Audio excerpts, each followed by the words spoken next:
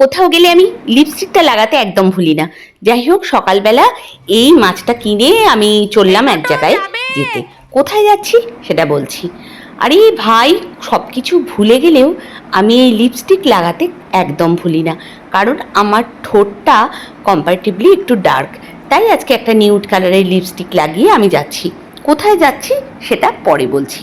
সত্যি কথা বলতে কি বলতো, মাথা ভর্তি তেল, তার মধ্যেও যদি এরকম খেপির মতো যাই, একটা লিপস্টিক অন্তত লাগাই, কানে ফানে তো কিছুই দুলটুল পড়ি না, তো এই ক্লিপটা লাগিয়ে এইটাই আমার সাজ।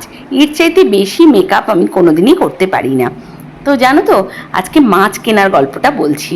সকাল সকাল মাছওয়ালা যে ছেলেটা আমাকে ফোন করলো, দিদি একটু মাছ আছে, তো মাছটা নেবে? তো আমি ঠাকুর প্রণাম করে বেরিয়ে যাচ্ছি।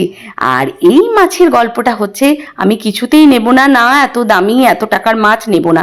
তো ও এত কাতর কাকুতি মিনতি করছিল যে তোমার জন্যেই মাছটা নিলাম, তুমি যদি না নাও তাহলে এই রোদের মধ্যে ফেরত চলে যেতে হবে। সত্যি কথা, মায়ায় পড়ে মাছটা কিনে নিলাম। বিশ্বাস করো, এত টাকা দামের মাছ খাওয়ার মতো পরিস্থিতি নেই। তো ঠাকুরের প্রণাম করে আজকে বেরিয়ে গেলাম আজকের দিনটায় কিছু কাজ করতে। ছুটির দিন আজকে, মানে এই গরমের মধ্যে কাজটা তো কমপ্লিট করতে হবে, তাই বেরিয়ে যাচ্ছি। অ্যাকচুয়ালি কি বলো তো, একা মেয়ে হলে না সব কাজ নিজেকেই করতে হয়।